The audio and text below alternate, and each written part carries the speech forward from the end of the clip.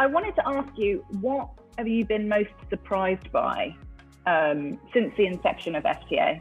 One thing that really surprised me was the lack of community in the region.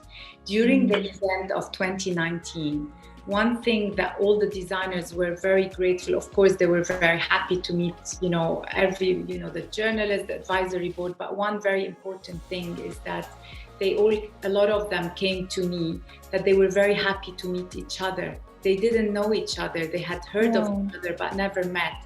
Up until that point, there hasn't been any entity that brought them together to share, it's important to be, around people that have the same challenges as you, the same opportunities and accomplishments. I think it's really important, and it is really important for designers to have a support system, and that really surprised me that they didn't even know each other. I really wanted to just talk about the entire ethos really behind Fashion Trust Arabia, and that is very much to support and guide and mentor regional designers. I'd love to know the reasons behind why you think this kind of support and guidance is important to you personally, but also why you think it's important on a wider scale in terms of economy or the region, as a whole. I mean, I want to start by saying, although I've lived abroad all my life, I am from Lebanon. My mother, I'm actually half Lebanese, half Jordanian. And I've always been very, very proud to be from the region. And I believe it's very important to support your roots, where you come from. So that's why I've been so happy to be able to give back to my region. What's important with FTA is just to go back on a personal level a bit, is that, I had my brand Lulu & Co with Lulu Kennedy, and I always say it, I was really inspired by Lulu, who is a special human being, but also, I saw her journey, always giving back to young designers. And it's important to give back and to support, and that's why through FTA,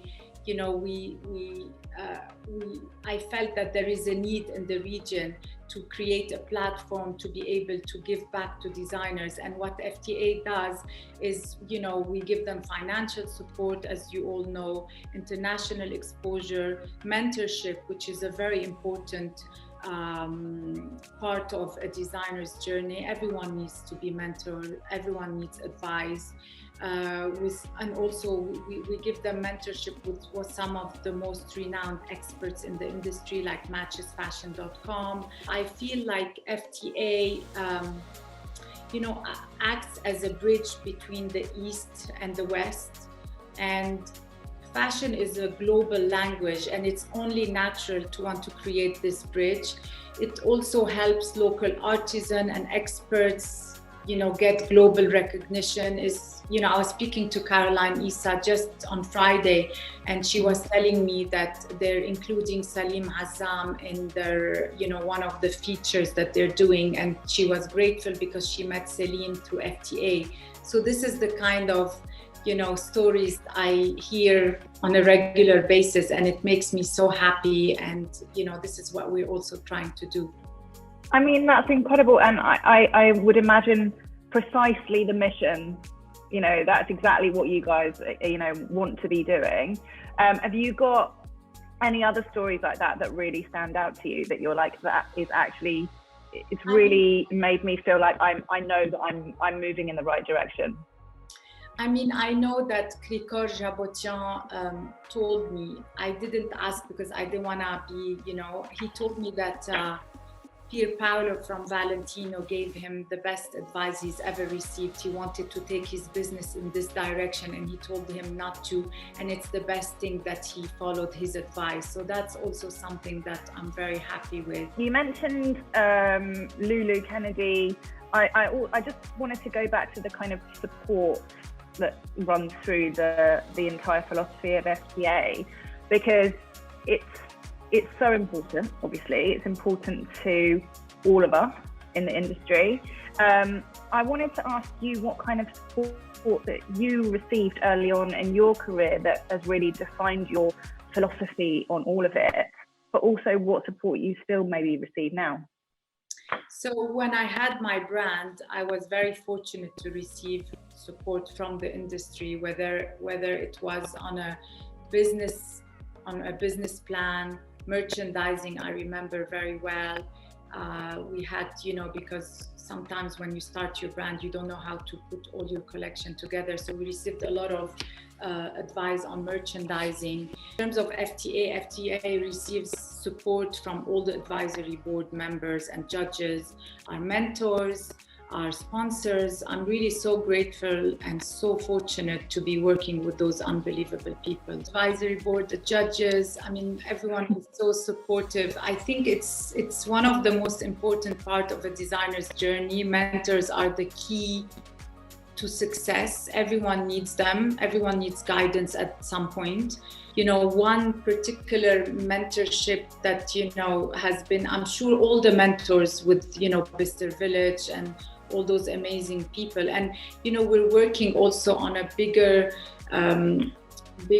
mentorship program. I'm putting it together as we speak. So hopefully we can launch it in the next few months. I can't really talk about it yet, but it's exciting because I find it's a very important part of the designer's journey. And I want to be able to do more and give them more mentorship.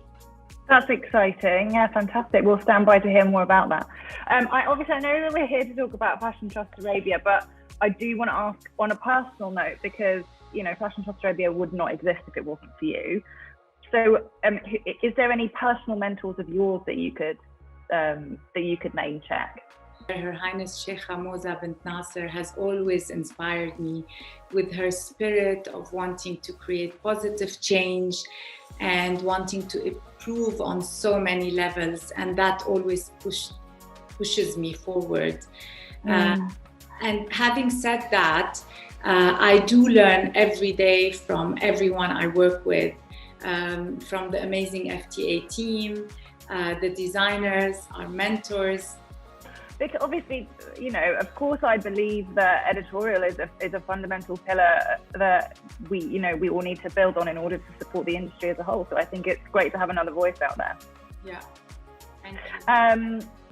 Well, and you mentioned the British Fashion Council and the Fashion Trust earlier, and obviously that was kind of the inspiration really and the core that then Fashion Trust Arabia grew from.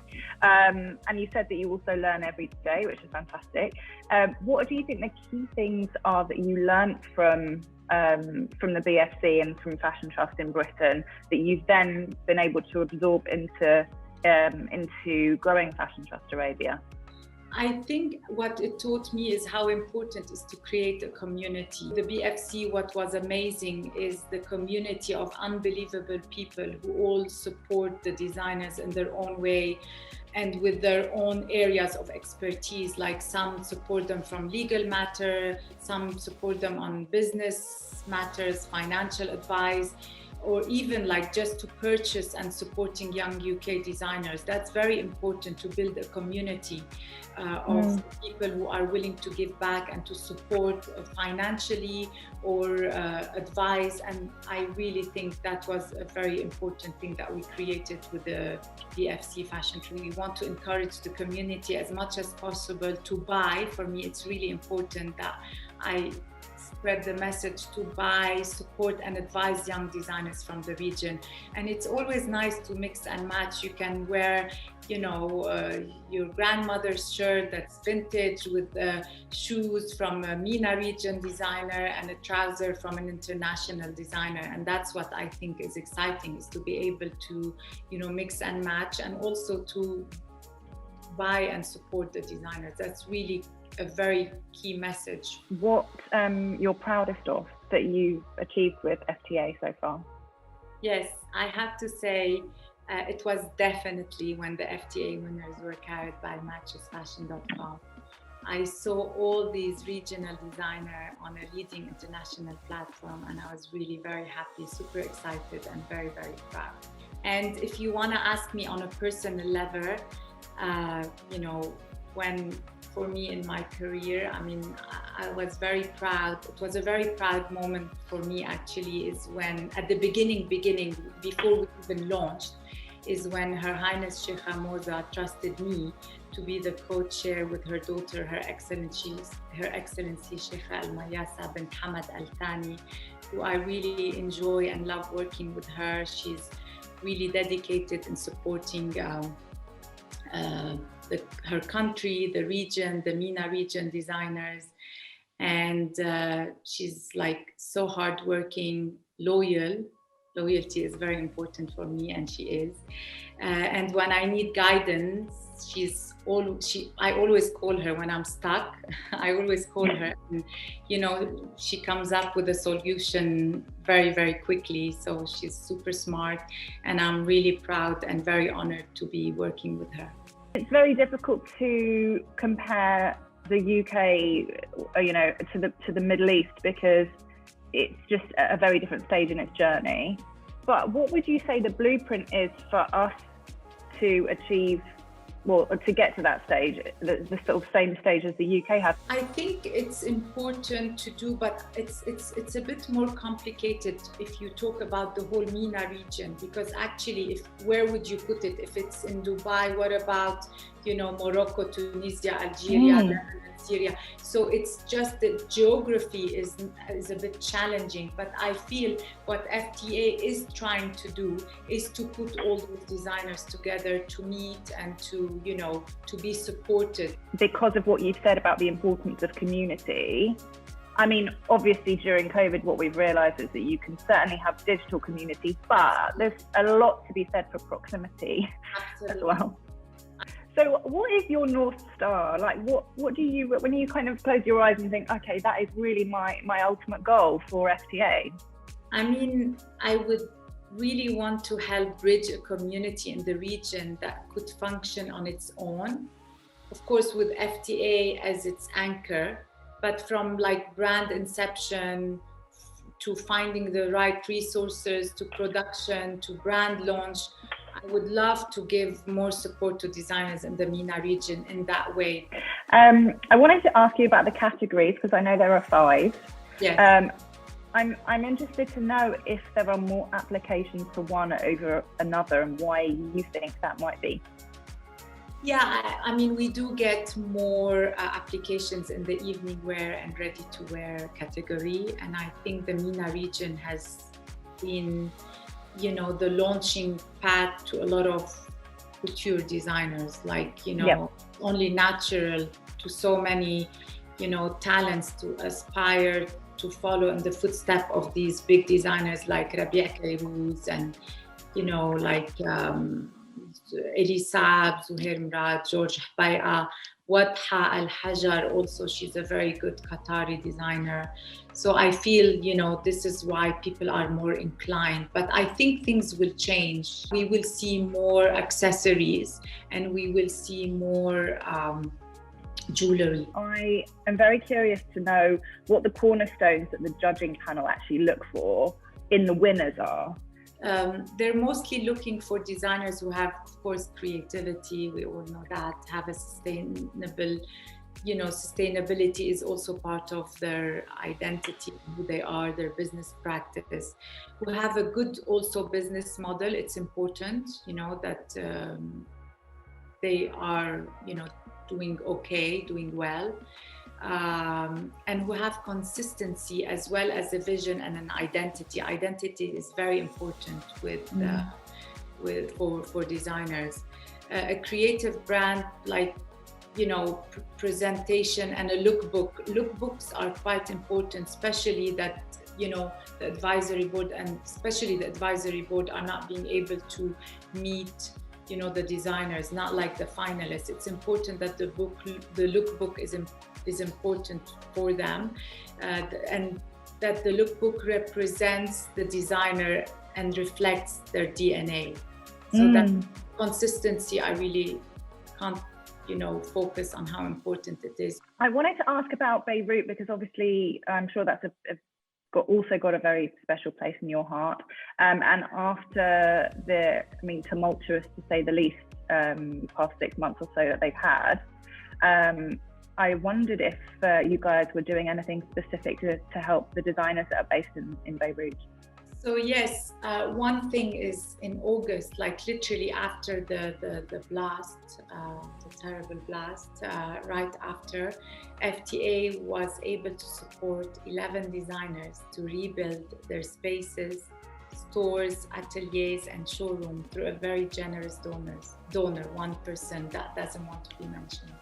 Oh, wow. Oh, that's incredible. I've just got goosebumps. How fantastic. Honestly, when I talk about it, every time it does give me goosebumps because that's fantastic. 11 designers, so it was great, yeah.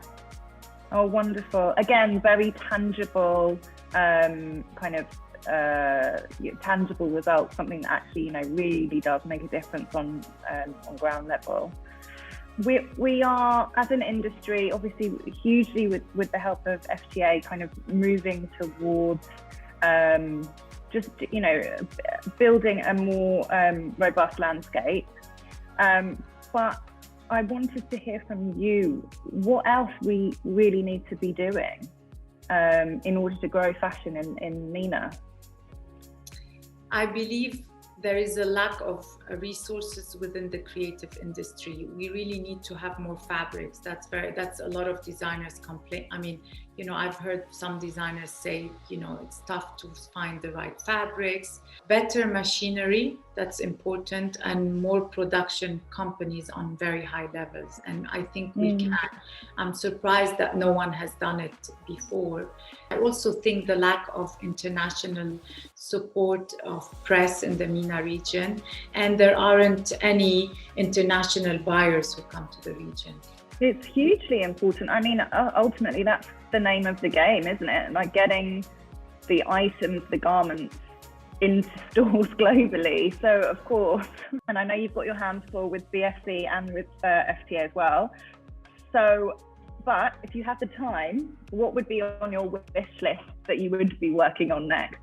And it's funny, I emailed Keith Fox, who's the CEO of Fiden, and we had this conversation earlier, like a year ago, but I was like, Keith, it's really not the right time, but we'll see. I mean, I don't know when, but I would love to do a book.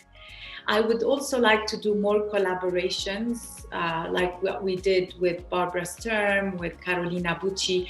We're doing more, but I'd like to do more and more because I feel it's important for both worlds to cross-collaborate. It's a win-win situation for us and for the brand that we would be working with.